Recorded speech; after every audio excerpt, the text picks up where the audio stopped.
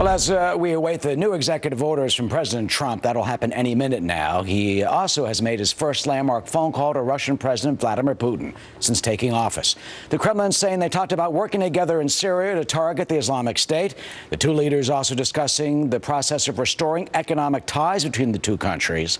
But we're told the issue of Russian sanctions or Russian influence in the presidential election did not come up. What did the phone call mean? Naveed Jamali joins us, Reserve Intelligence Officer with the Office of Naval Intelligence, Senior Fellow in the Program on National Security at Foreign Policy Research Institute. Naveed, quickly first, before we get the video of the two orders, what do you expect will come of this, of the phone call with President Putin? You know, I think, Eric, you're exactly right. Well, first, let me interrupt you because we do have the, Naveed, I'm sorry, let me interrupt you. We do have the video now of the two new, or perhaps three, new executive orders. Let's listen to what the president says. Hello. Why did you move over? Go ahead. I think we have enough room. How are you?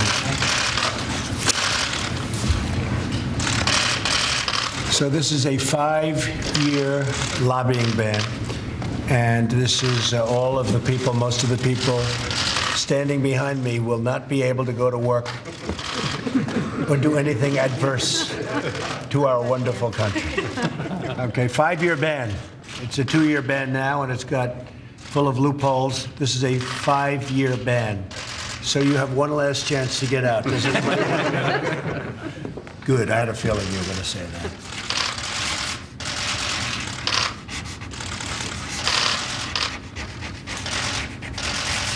This was something, the 5-year ban, that I've been talking about a lot on the campaign trail, and we are now putting it into effect.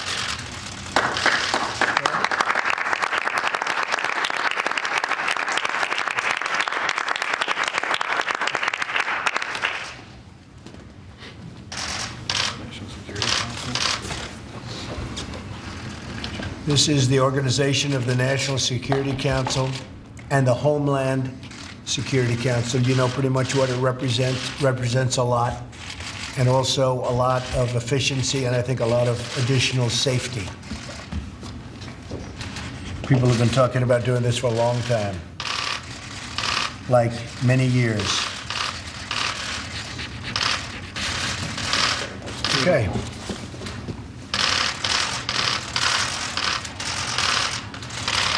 Here, Mr. Vice President.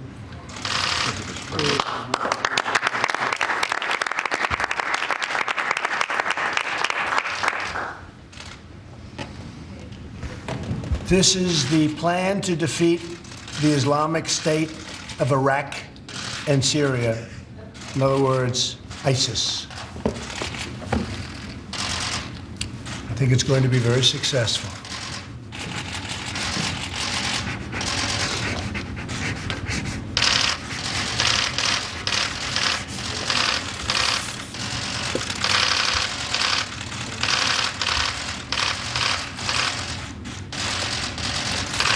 Okay, that's big stuff. Have a good weekend. Thank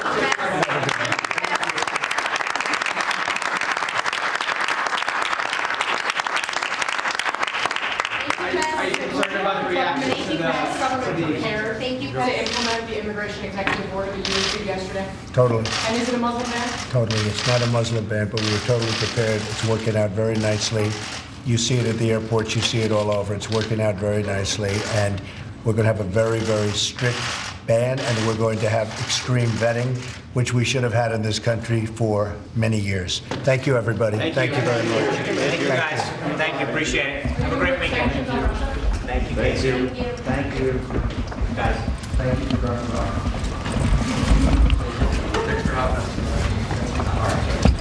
Well, there you see the president signing 3 executive orders, also taking one question on his executive order and dealing with refugees from 7 mostly Muslim nations. The president saying it is not a Muslim ban.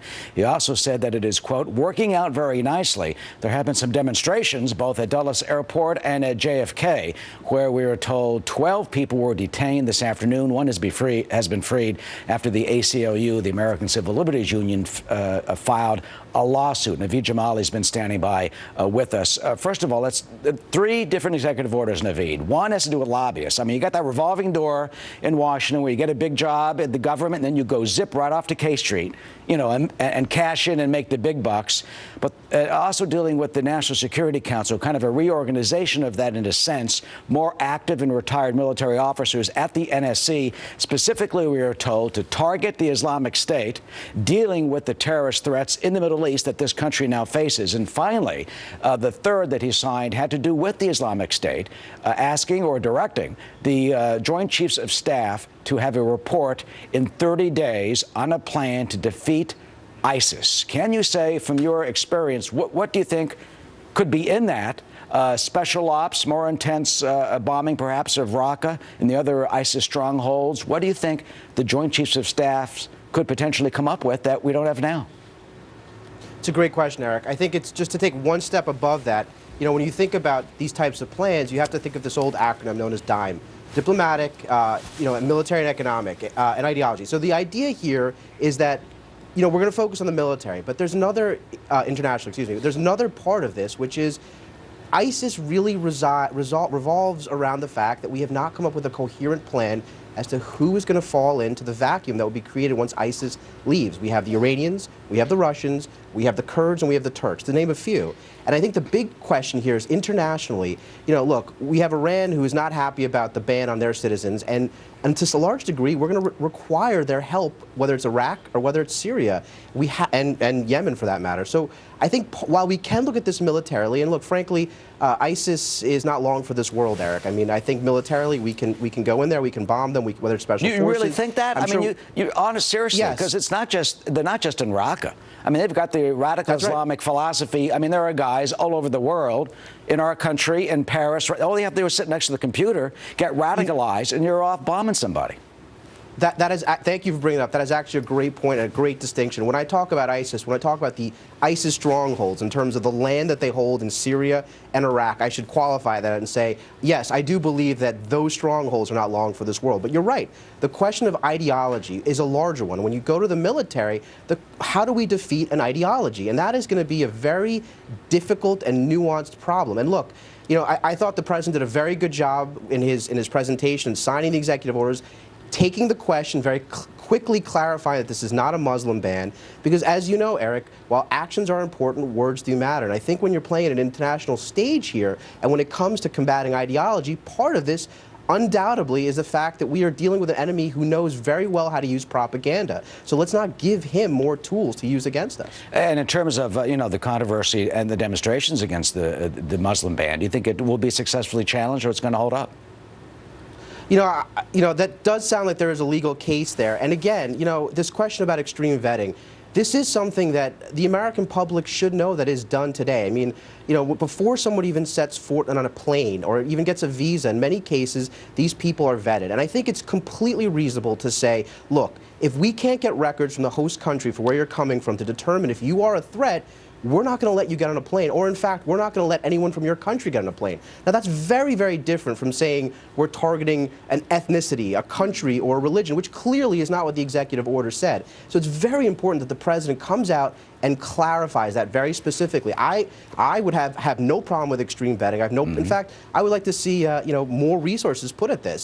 So I think. 30 seconds left. I misspoke saying a Muslim ban. I meant a Muslim refugee ban from some refugees from some of the mostly Muslim nations. But 30 seconds left. President Putin, I mean, no mention of, we're told, of sanctions, no mention of Russian influence in the election. These things are mostly pro forma. What do you think will come from that phone call? That's a very interesting point. And very quickly, look, the president has said that he's going to work very closely with Russia to take on ISIS. I asked the question of, will Russia really be a partner? They haven't been up until this point. And frankly, Eric, can Russia really do anything against ISIS? I would suspect that their abilities to help us are pretty limited. All right, Naveed, thank you so much, and thanks for rolling with the breaking news that we had from the White House. You got it, Eric. Of course.